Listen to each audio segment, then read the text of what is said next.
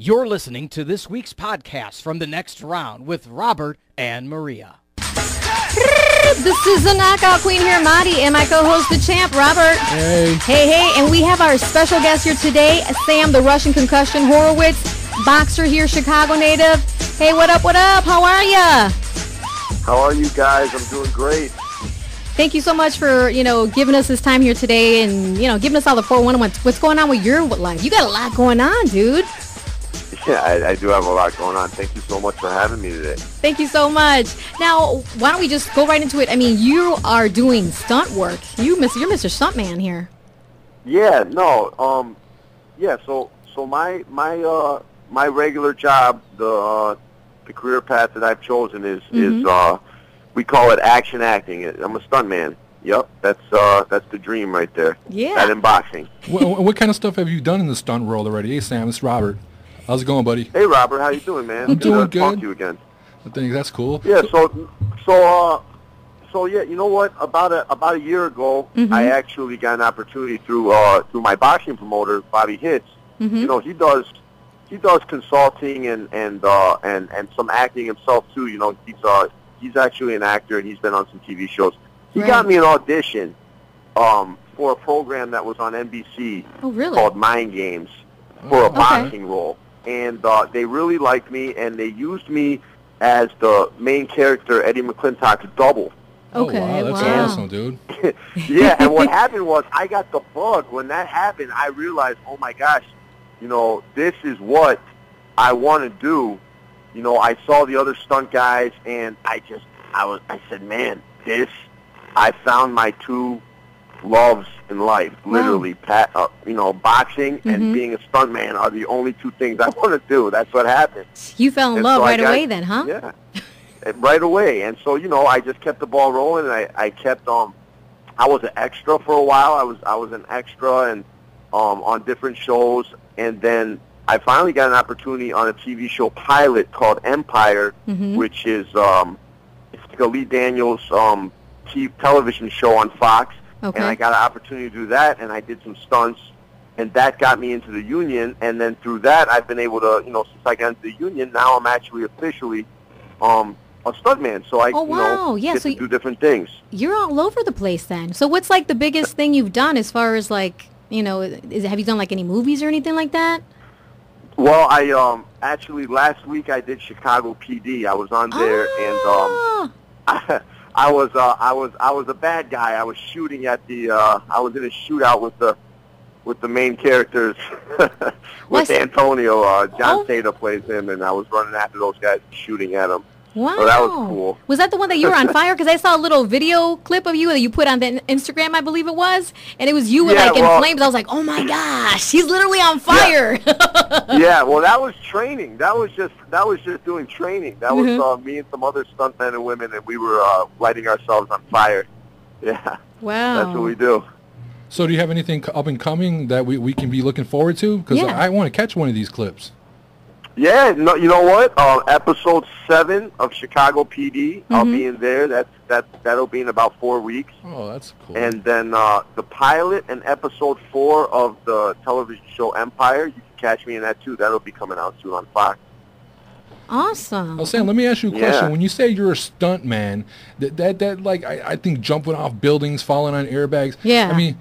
What kind of training do you? I mean, you just must have a lot of guts to do work like this. Because me, there's no way I can do it. I'm not jumping off anything. They're not setting me on fire. I mean, it takes a lot of guts to do something like this. It does. Listen. Listen. When I originally decided that I wanted to be a stuntman, I met another really, really, really well-known stuntman, and kind of has mentored me. There's been a couple guys that have really, really helped me out in this.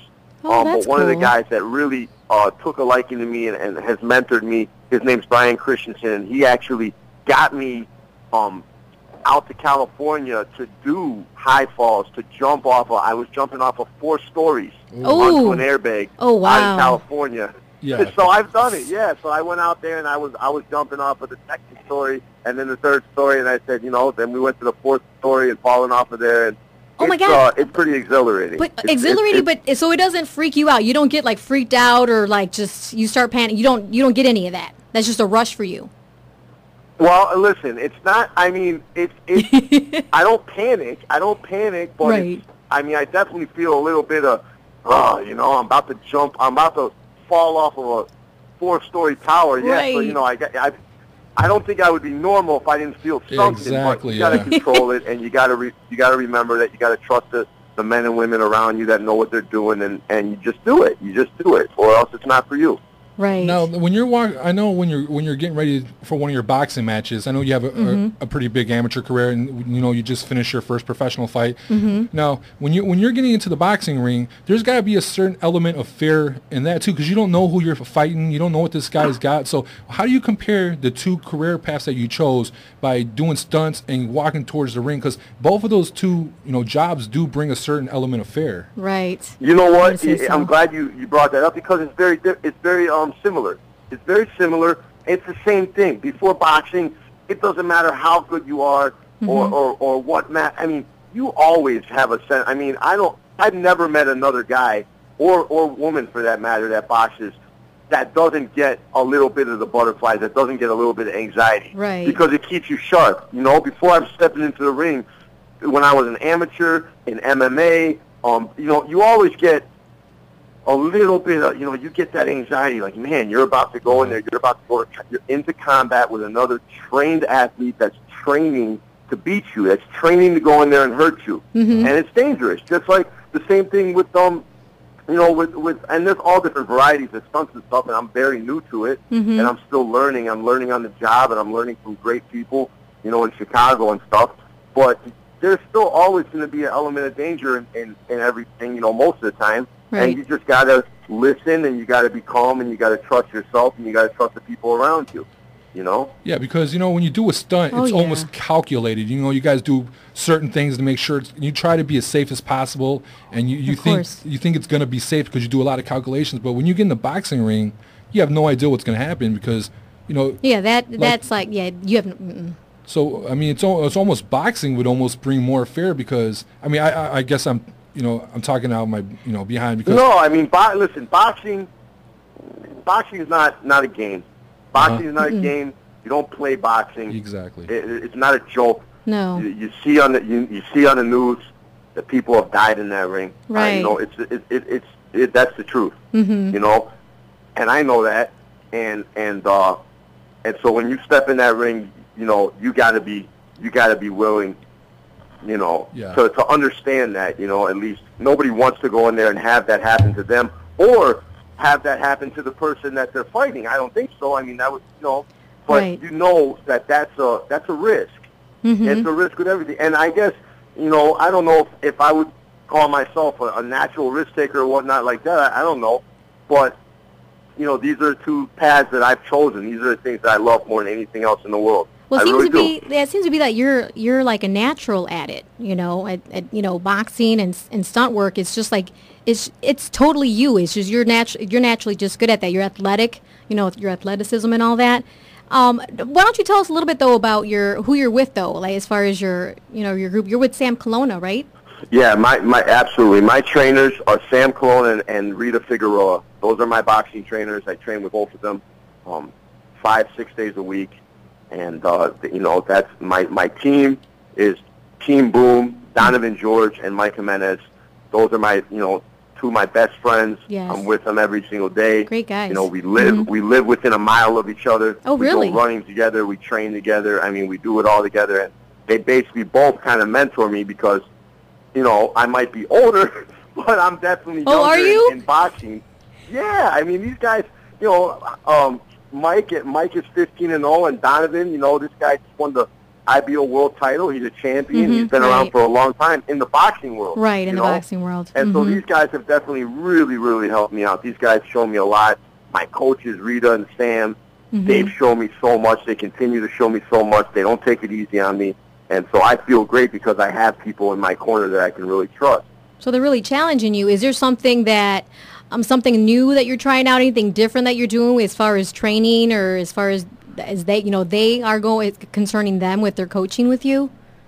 Well, you know, listen, I came in very green in boxing, because I started boxing at a later age, and I was doing MMA.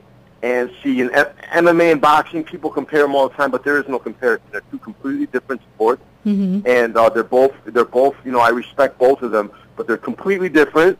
And so when I came into boxing, deciding that I just wanted to be a boxer, because I originally started boxing just to be a better MMA fighter, and then I realized that I really loved boxing and wanted to be a boxer more so than I did MMA. Okay. And so I had to unlearn a lot of these habits that I learned as an MMA fighter, and so a lot of these things I really had to be taught, different ways of doing things and different ways of moving, and right, sure, all this stuff. There's a lot of stuff that I'm still learning all the time. It's a never-ending lesson, basically.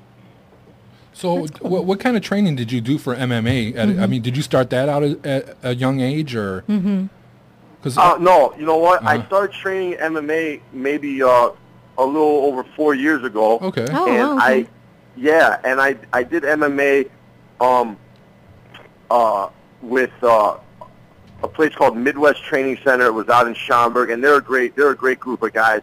One of the best MMA gyms in the entire state. And my coach's name was Alex Trujillo. He's a great guy. He taught me a whole lot of stuff for MMA, and he kind of gave me the jump start. And we'd wrestle. There'd be wrestling every Monday. Then Tuesday would be like Muay Thai kickboxing. Wednesday would be jiu-jitsu. Thursday would be more kickboxing. You'd be sparring 2 times a week, and then there'd be strength and conditioning, and a lot of different stuff goes into MMA. You're doing a lot of different components, but it was hard to focus and get good at all those things at the same time without actually having a background in 1 or 2 of them. Yeah. You see a lot of successful MMA fighters. These guys are wrestlers, and they come in and they already have the wrestlers. You got a guy that's boxing, and he's already has it. If I went to MMA right now, then I've actually been boxing a while, and now I'm confident. I got good boxing. Now I can just focus on wrestling for a year. It's a whole different story. But when you're coming, green and all those things, it's much harder to get good at something like that. And so when I started boxing, I realized, okay, I really like how this is developing. I really like this style, and this is what I want to do. Rather than have to learn 5 different things, and become mediocre, I felt like I can become great as a fighter, as a boxer. I can do this, and that's how I feel. I see greatness. I mean, 28 seconds on that first round in your first, professional fight. I mean, I was, tons of people were impressed, and I was just like, wow, really? Just seeing you now, I was like, that was his first bout. Wow. Yeah, you sure do got a lot of energy. Thank you. You do, Thank yeah. you. I think you could have went in there and for another fight. Oh, he said you're going to go back at it. He's like, he can go with another guy right now with all that energy. He's so intense, It looked like it to me. Yeah, you were definitely pumped that night. I mean, I was like, wow, look at this this guy's guy. got a lot of energy. Yeah. I was like, wow. So, if you don't mind me asking, before you got into stuntman in the career of boxing, was there a profession that you did before that? You know what? I definitely, I was one of these guys that I kind of struggled, and I was in different things. Okay. I've done it all before. I went, security, bouncing at nightclubs, and I'd have different jobs like that. I had different security jobs. I'd have jobs. I mean, I'm still, to this day, I work at American Junkie. I work on the weekends.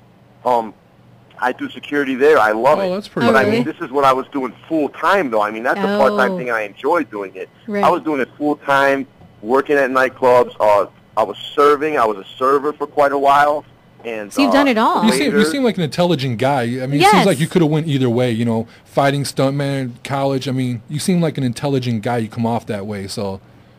Well, I appreciate that. And yeah, no, I do consider myself an intelligent guy. And, my father's an engineer. He worked for 30 years at the same company. Wow. And he's one of the guys that I really idolize and have looked up to. But we're both, our mindsets are completely different. My Right. dad, I look up to him in so many ways with how he was. Sure. But me, I'm so high energy. I'm ADD. I can't concentrate on a 9-to-5 job. I got to be doing something. This is I what gotta you were be meant to training. be doing.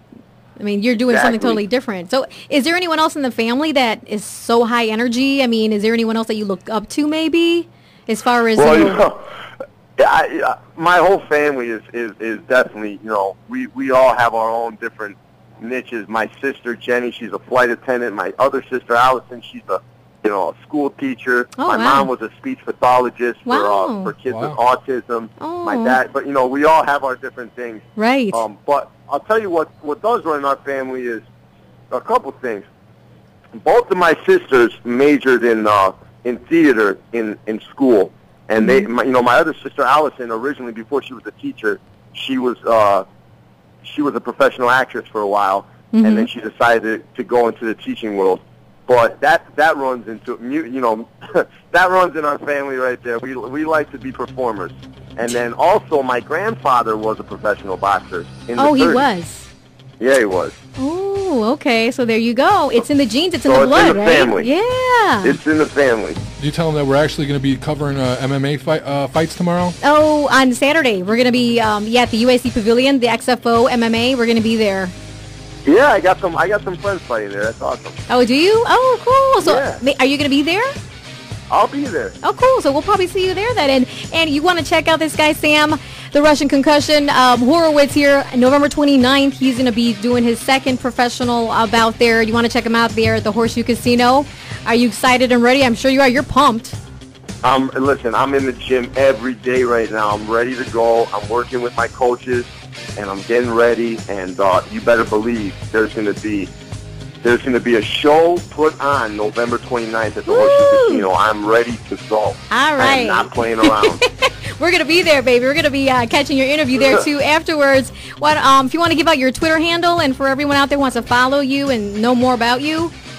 You got it. My Twitter is TheConcussion27, and you can find me on Instagram at Russian Concussion 27.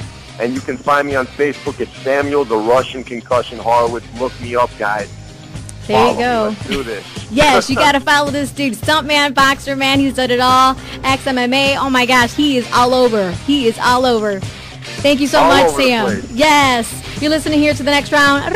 The knockout queen here, Marty, and the champ. We're going to be back here and talking more and recapping about what we talked here with Mr. Sam Rush. I just love saying that, Russian Concussion. Thank you so much, man. We'll be talking to you soon, all right? Thank you so much for having me. I really appreciate it, guys. Thank you so much. We'll talk to you soon, all right?